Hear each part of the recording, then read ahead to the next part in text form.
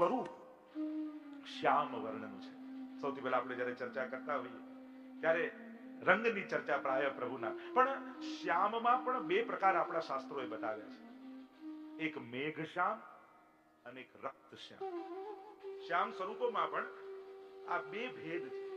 જેટલા પણ આપણે ત્યાં આવા પાષાણ શબ્દ તો ન વપરાય, પણ છતાં સમજાવવા માટે આવા શ્યામ વર્ણના જ્યારે સ્વરૂપોની ચર્ચા આવે છે ત્યારે બે પ્રકારના સ્વરૂપો હોય છે. એક મેઘ શ્યામ એટલે ઘનઘોર જલ ભરેલા વાદળ જેવા, ઘના ઘન નિભે સદા ધ્રુવ પરાશરાભિષ્ટ દે. જે યમુનાજીની શોભા છે કેવી છે? મેઘ શ્યામ. અને શ્રીનાથજી બાબા શ્યામ છે, પણ કેવા છે? તો કે રક્ત શ્યામ. આજે પણ જયારે ત્યાં નાથદ્વારામાં જયારે ભીતર જઈએ તો મુખારવિંદ શ્યામ વર્ણ છે, પણ આખું શ્રીઅંગ તમે જયારે જુઓ ત્યારે રક્ત શ્યામ છે. આજે તમે ગિરિરાજ બાબાના દર્શન કરો તો ઘણી શિલાઓ તમને ગિરિરાજ બાબામાં રક્ત શ્યામની દેખાય. લાલાશ પડતા શ્યામ, અનુરાગનો રંગ છે. કારણ કે શાસ્ત્રોમાં, વેદોમાં બે પ્રકારના બ્રહ્મની ચર્ચા કરવામાં આવી છે. એક સત્યમ જ્ઞાન અનંતમ બ્રહ્મ. કેવું છે? સત્ય રૂપ, અનંત રૂપ, જ્ઞાન રૂપ પરમાત્મા, એ પરમ જ્ઞાન રૂપ છે. અને બીજું રસો વૈસહ, રસરૂપ પરમાત્મા. ભક્તિ માર્ગમાં આ બંને પ્રકારની ચર્ચાઓ છે. પ્રાય જ્ઞાન માર્ગમાં જ્ઞાન રૂપ પરમાત્માની ચર્ચા આવે, પણ ત્યાં આખો માર્ગ જ એક પ્રણાલિકા જુદી હોય છે. ભક્તિ માર્ગમાં પણ આજે જોવા જાવ તો જ્ઞાન પ્રધાન અને ભાવ પ્રધાન. તો અમારા શ્રીનાથજી બાબા કયા છે? રસો વૈસહ, રસરૂપ છે. શાસ્ત્રોમાં બ્રહ્મનું સ્વરૂપ, એને તમે રસ કહો, આનંદ કહો, પ્રેમ કહો કે કૃષ્ણ કહો, આ ચારે સમાનાર્થી શબ્દો છે. રસ, આનંદ, પ્રેમ અને કૃષ્ણ, આ ચારે સમાનાર્થી શબ્દો. અને જુદા જુદા નામે શાસ્ત્રોમાં એ જ બ્રહ્મનો ઉલ્લેખ કરવામાં આવે. જેમ વેદમાં રસો વૈસહ, ઉપનિષદોમાં આનંદ રૂપ, ત્યાં વેદમાં પણ જેમ કહ્યું આનંદ માત્ર કરપાદ મુખોદરાદિ, એ સર્વાંગ આનંદમય છે. સર્વોચ્ચ અને સંપૂર્ણ આનંદ એ જ બ્રહ્મ છે. એટલે તો આપણે નંદ મહોત્સવ કરી કે નંદ ઘેર આનંદ ભયો. વેદમાં બ્રહ્મને આનંદ રૂપ કયો છે. એટલે એમ નથી કહેતા કે નંદ ઘેર કૃષ્ણ ભયો, કનૈયો ભયો, લાલો ભયો. સૌથી પહેલા કહીએ છીએ નંદ ઘર આનંદ ભયો. એ જે વેદમાં વર્ણિત છે એ પોતે પૂર્ણ પુરુષોત્તમ પોતે આવ્યો છે. કયા નામે? તો કે જય કનૈયા લાલ કી. કૃષ્ણ નામે, કનૈયા નામે. પણ એ છે આનંદ રૂપ. અને એટલા માટે ક્યાંક એને પ્રેમ રૂપ ભક્તિ માર્ગ. પ્રેમ હરિ કો રૂપ હૈ, જો હરિ પ્રેમ સ્વરૂપ, એક હોય દ્વે યો લસે, જો સૂરજ ઋતુ. પ્રેમ અને પરમાત્મામાં કોઈ ફરક નથી. પ્રેમ રૂપ પોતે છે. અને કેવો પ્રેમ! ગોપી પ્રેમ કી ધ્વજા, जिन गोपाल कियो वश उर्धरि श्याम भुजा. પ્રેમ તો આ વિશ્વમાં એક જ જણ કરી ગયું અને એ છે ગોપીઓ. બાકી બધે તો ક્યાંક આકર્ષણ હોય, ક્યાંક મોહ હોય, ક્યાંક પ્રેમનો પ્રભાવ હોય, પણ પ્રેમ તો કેવલ ગોપીઓના હૃદયમાં છે. એટલે તો મહાપ્રભુજીએ કહ્યું કે ગુરુ જ શોધવા હોય ને તો ગોપીજનોને ગુરુ કરી લો. ગોપિકા નામ ગુરુ પ્રોક્તા. ગોપીજનોને મહાપ્રભુજી ગુરુ માને. કે આપણા ગુરુ કોણ? તો કે આ ગોપીજન. અને એ જે પથ બતાવીને ગયા, એ જેવું પ્રેમ કરીને ગયા. એટલે તો સેવા રીત પ્રીત વ્રજજન કી, જનહિત જગ પ્રગટાઈ, પ્રગટ ભય માર્ગ રીત દિખાઈ. મહાપ્રભુજીએ બે વસ્તુ આપી. ખાલી પ્રીત નહીં ગોપીજનોની, ગોપીજનોની રીત પણ આપી. અને એટલા માટે આ રીત જે મહાપ્રભુજીએ બતાવી છે એ અભાવે પણ કરશો ને તોય ઠાકોરજી સેવા સ્વીકારશે. કારણ કે આ રીત સાધારણ નથી, ગોપીજનોની રીત છે. આ વિધિ જે બતાવીને ગયા છે મહાપ્રભુ, આપ સેવા કરી શીખ વેશ. ગુસાઈજીએ કેવી રીત અને કઈ રીતે આપ પધારે છે શ્રીનાથજીની સેવા કર. ફૂલ પેટે ભર્યા વસન વાઘાટના, અને તુરંગ ચાલે વાયુ વેગે ઉતાવળો, જેમ નૌકા ચાલી સિંધુ તરવા. અને જે રીતે પધારે છે ને ત્યાં જોઈને ભગવદીઓ ગાય છે કે એસી પ્રીત કહું નહીં દેખી, નંદસુત વલ્લભ સુત જૈસી. બીજું ઉદાહરણ મળ્યું પ્રેમનું ગોપીજનો ને કૃષ્ણના પ્રેમના પછી વિશ્વમાં પ્રેમનું બીજું કોઈ ઉદાહરણ હોય તે ગુસાઈજીનો પ્રેમ અને શ્રીનાથજીનો પ્રેમ. તે અમારા ભગવદીઓ એને નોંધ્યું છે, એસી પ્રીત કહું નહીં દેખી. આવો પ્રેમ તો ક્યારેય જોયો નથી. કેવા કે કેવા પ્રસંગો, આપણને એ પ્રસંગો વાંચતા વાંચતા આજે પણ રોમાંચ થઈ જાય, આજે પણ એ ભાવનો સ્પર્શ આપણને થઈ જાય. કેવા સુંદર પ્રસંગો શ્રીનાથજીના ચરિત્રમાં 252-84 વૈષ્ણવની વાર્તામાં અંકિત કર્યા. તો શ્રીનાથજીના સ્વરૂપની જે ચર્ચા કરીએ છીએ, શ્રીજી શ્યામલ વર્ણ સુવાય, તો શ્યામ વર્ણ મેઘ શ્યામ અને રક્ત શ્યામ. તો શ્રીનાથજી બાબા રક્ત શ્યામ છે. આપ શ્રીનાથજીની એ સ્વરૂપના દર્શન કરો તો વામ ભુજા ઉપર છે, જમણો હસ્ત કટીમાં, અંગુષ્ઠ બહાર છે, અને આવી મુદ્રામાં શ્રીનાથજી બાબા નિકુંજના દ્વાર ઉપર ઉભા છે. આ સ્વરૂપની ભાવના પહેલી. એમાં પણ ઘણા ઘણા ભાવ. એક પહેલો નામ શ્રી ગોવર્ધન નાથજી. શ્રી ગોવર્ધન નાથ એટલે પહેલી સ્વરૂપ ભાવના ઇન્દ્રમાન ભંગની, કે જ્યારે ઇન્દ્રનો યજ્ઞ બંધ કરાવ્યો પ્રભુએ. આ બધા ભાગવતજીમાં કથા શ્રવણ કરી ચૂકેલા છે એટલે એના ઊંડાણમાં વિસ્તાર નથી કરતો. પણ જ્યારે ઇન્દ્રના માનનું ભંગ થયું, ઇન્દ્ર કોપાયમાન થયો, સંવર્તક નામના મેઘોને મોકલ્યા, કહ્યું આખું બ્રજ ડૂબાડ્યું. જો પ્રભુએ 3 કાર્ય કર્યા બ્રજમાં. દેવ દમન શ્રીનાથજીનું નામ છે. દેવ દમન, ઇન્દ્ર દમન અને નાગ દમન. આ 3 નામે થી શ્રીનાથજી પ્રગટ થયા છે. એટલે દેવોનું દમન કર્યું, અસુરોનું મર્દન કર્યું અને ભક્તોનો નિરોધ કર્યો. દશમ સ્કંદમાં 3 લીલા ઠાકોરજી કરે છે. દેવોનું દમન કરે છે. દમન એટલે એમનું અપમાન નહીં, એમને એમનું દેવતા પદ યાદ અપાવે છે. જો આપણે ત્યાં આ ભેદ સમજવાની જરૂર છે. કોણ પુરુષોત્તમ છે, બ્રહ્મ છે, કોણ અવતાર છે, એટલે કે અવતાર, અવતારી, દેવતા, વ્યૂહ અને વિભૂતિ અને દેવતા. આટલા ભેદ છે શાસ્ત્રોમાં, જુદા જુદા ભેદ છે. આપણને બહુ ઊંડું ના ઉતર, આપણે બધું સરખું જ છે ને. અરે શાસ્ત્રો તો વાંચો. જો વિભિન્નતા અને દરેકને ઝોંખવાની જરૂર ન હોય. આ નાનું મોટું એવું ગણવાનું ના હોય. દરેકની વિશિષ્ટતા છે.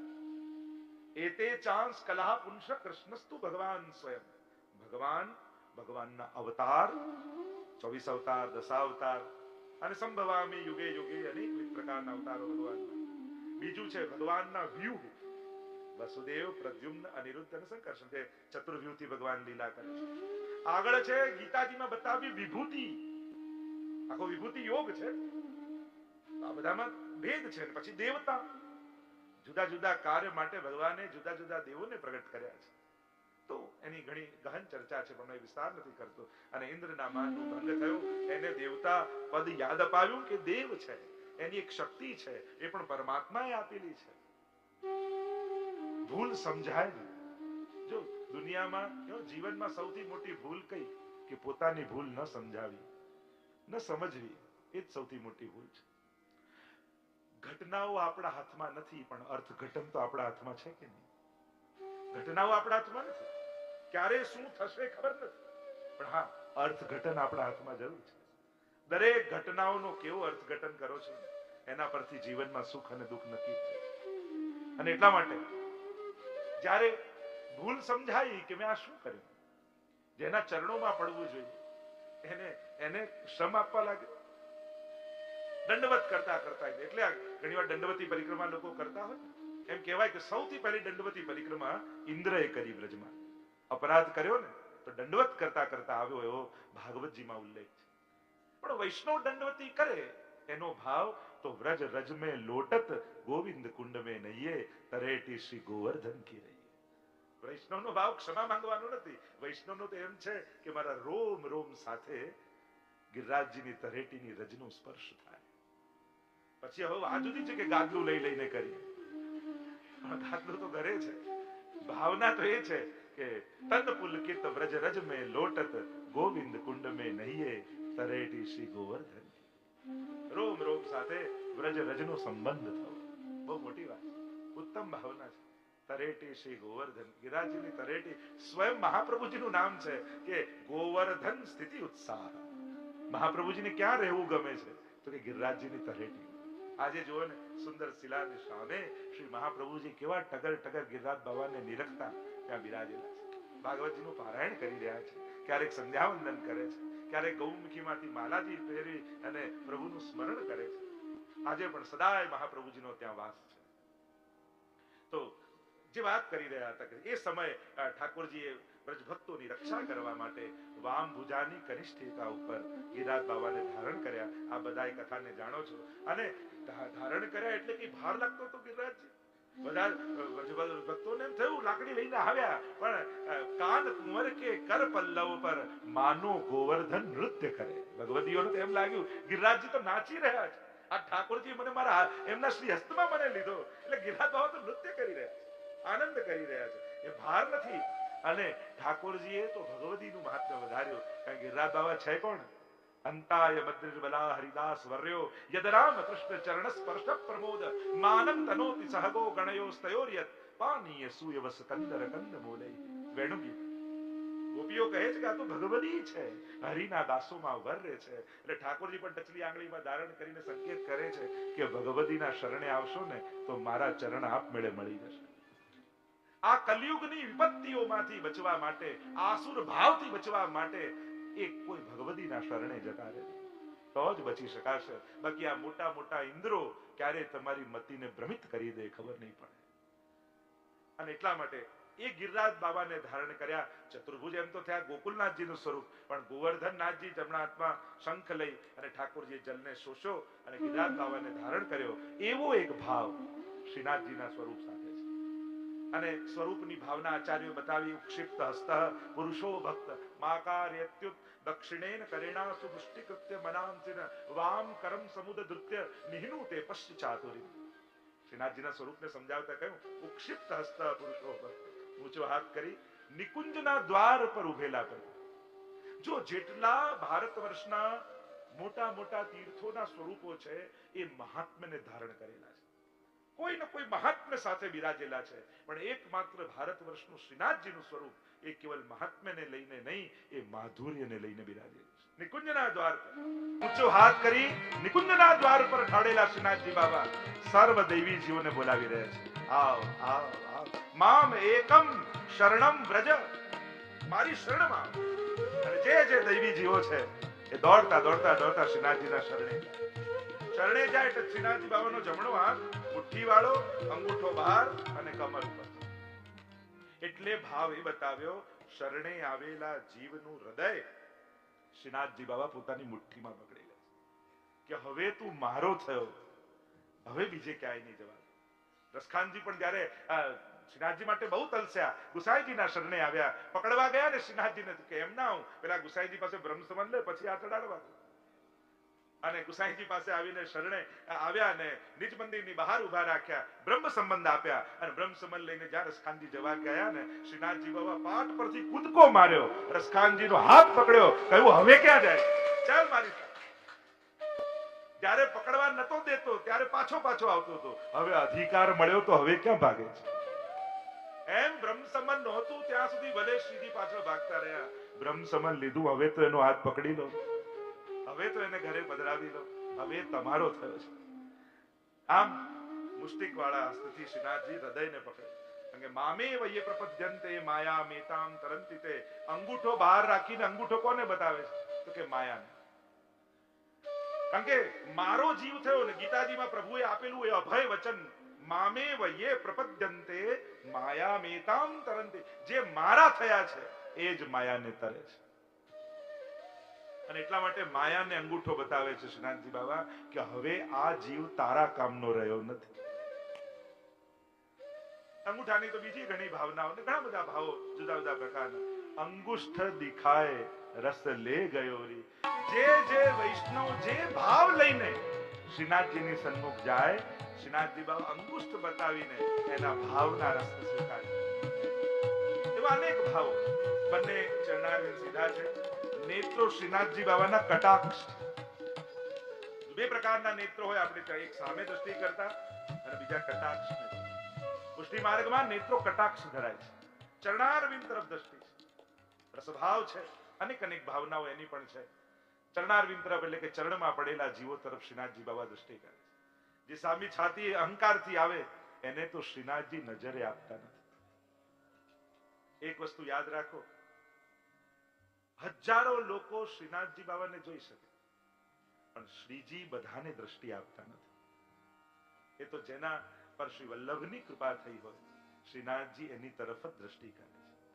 કેવે નેત્રો આમ નાવ જેવા, નાવ હોય, મોહન નૈના આપકે नौका के आकार, मोहन नैना आपके नौका के आकार, और जो इनमें बस गए हो गए भव से पार.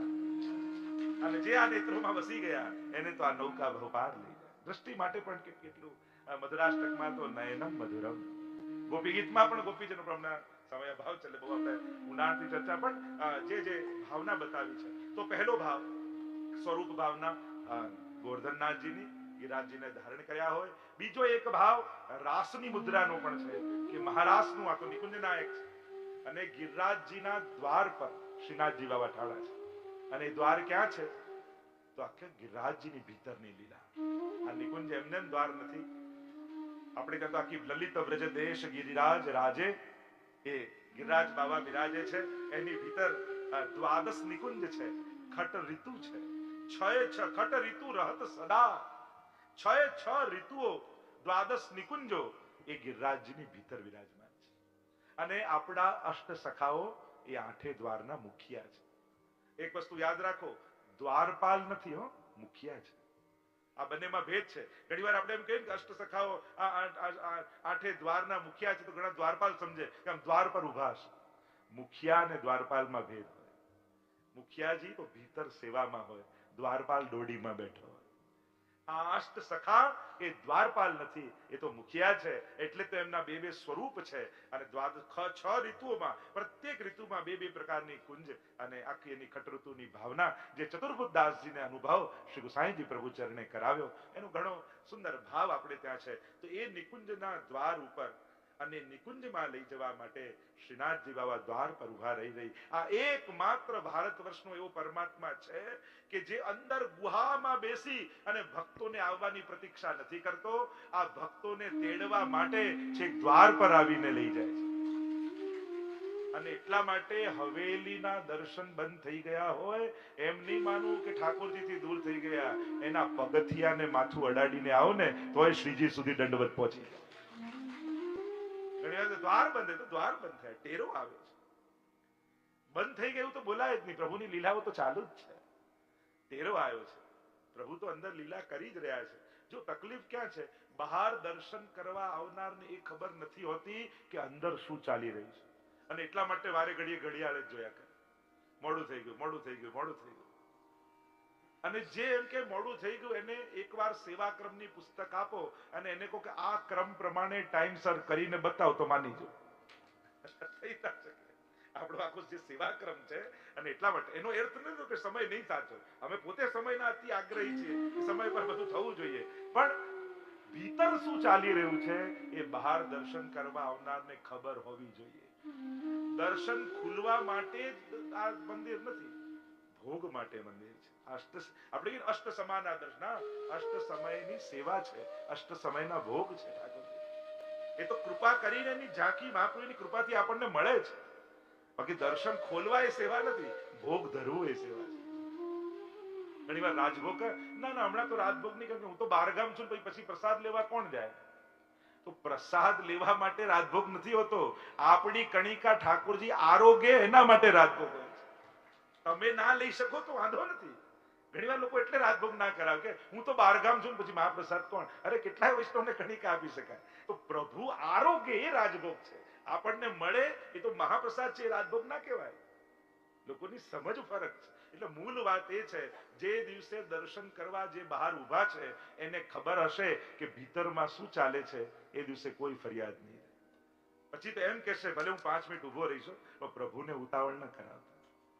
ભીતર કયો ક્રમ ચાલે છે, શું થઈ રહ્યું છે એ ખ્યાલ હોવો જોઈએ. કે હમણાં મંગળા સમય શું થાય, શૃંગાર સમય અંદર શું થતું હશે, રાજભોગ સમય કઈ રીતે સેવા થતી હશે, શયન કઈ રીતે પ્રભુના થતા હશે. બહાર આવનાર પ્રત્યેકને જ્ઞાન હોવું જોઈએ. પણ એ ક્યારે થાય? ત્યારે ઘરમાં થોડો સૂક્ષ્મ ક્રમ કરતા, ઘરે પ્રભુ બિરાજતા હોય ત્યારે આપણને ખ્યાલ આવે કે ઉત્સવના શૃંગાર કરવા હોય તો કેટલી વાર લાગે. નહીં પણ આ નટખટને શાંતિથી શૃંગાર કરીને બેસાડો સહેલો છે. જેટલી ઉતાવળ કરો ને એટલું મોડું કરાવો. જે દિવસે આજે તો લગ્નમાં ફટાફટ શૃંગાર કરી દો તો ચીબુક ખોવાઈ જાય કે નકવેસર ખોવાઈ જાય, અડધો કલાક એ જ ગોતવામાં લાગી જાય, પણ ટાઈમ થાય જ નહીં.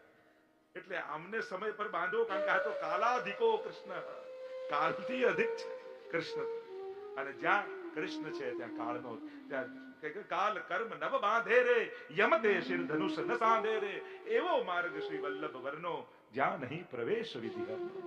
અહીંયા કાલ ને કર્મ જેમાં આખી દુનિયા બંધાયેલી છે, ઠાકોરજી આગળ બાંધી નથી શકતા. તો શ્રીનાથજી બાબાના સ્વરૂપની છે તો રાસનો પણ એક પ્રકાર છે.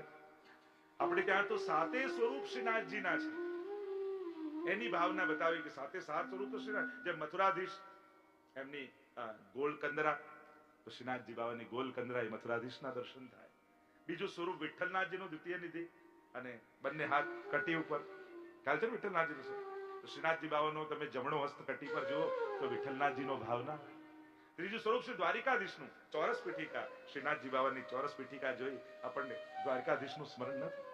ચોથું સ્વરૂપ શ્રી ગોકુલનાથજીનું, અને ટચલી આંગળી પર ગિરિરાજજીને ધારણ કરેલા હોય અને શ્રીનાથજી બાબાનો ઊંચો ઉઠેલો હાથ જોઈએ તો ગોકુલનાથજીના દર્શન ન થાય. પાંચમું સ્વરૂપ શ્રી ચંદ્રમાજી, ગોકુલ ચંદ્રમાજી, શ્રીનાથજીના મુખારવિંદના દર્શન કરો તો તમને ગોકુલ ચંદ્રમાજીનો ભાવ આવશે. તમે શ્રીનાથજી બાબાના ચીબુકના દર્શન કરો તો અહીંયા બિરાજતા બાલકૃષ્ણલાલજીનો ભાવ તમને શ્રીનાથજી આવશે. અને બંને કુંડળ ધારણ કરેલા મુખારવિંદના દર્શન દૂરથી કરો તો મદન મોહનલાલજી બે સ્વામીની સાથે બિરાજતા હોય એવા દર્શન તમને.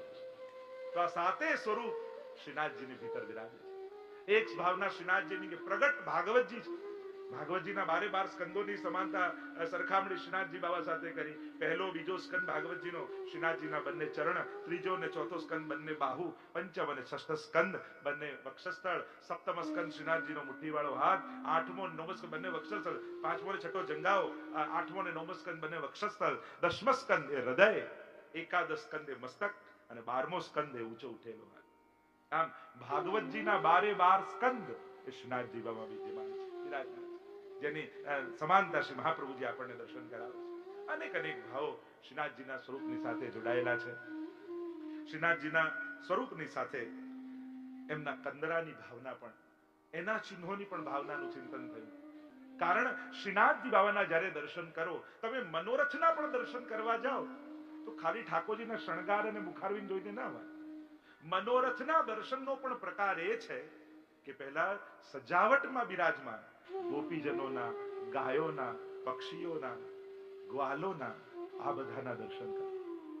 જો તમે હવેલીમાં પણ દર્શન કરવા જાઓ ને, સીધા ઠાકોરજીને જોશો તો એટલો આનંદ નહીં આવે. પણ હવેલીના હોલમાં કોઈ ખૂણે ઉભેલો ભગવતી ખૂબ ભાવથી ઠાકોરજીના દર્શન કરતો હશે, આંખમાં જર્જરિયા હશે, એને જોશો અને પછી ઠાકોરજીના દર્શન કરશો ને તો કંઈક જુદો જ ભાવ આવશે.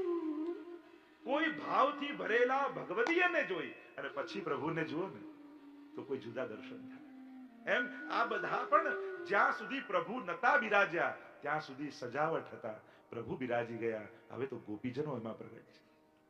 ભગવતીઓના દર્શન, અને શ્રીનાથજી બાબાની કંદરામાં આખું વેણુ ગીત બિરાજમાન છે. વેણુ ગીતના એક એક ચિહ્નો તમે જુઓ, પ્રગટ વેણુ ગીત છે. રસો વૈસહ એવા પ્રભુ, બરહા પીડમ નટવર વપુ કર્ણયો કર્ણિકારમ વિભ્રદ્વામ સહ કનક કપીશમ વૈ જયંતિમ ચ માલમ. એમ આખું પ્રભુનું સ્વરૂપ. અને રસો વૈસહ એવા પ્રભુના રસશાસ્ત્ર અનુસાર ભાવનાઓ બતાવી. વિભાવ, અનુભાવ, વિચારી સંયોગાત રસ નિષ્પત્તિ, આખું રસશાસ્ત્ર પ્રમાણે ભાવના બતાવી.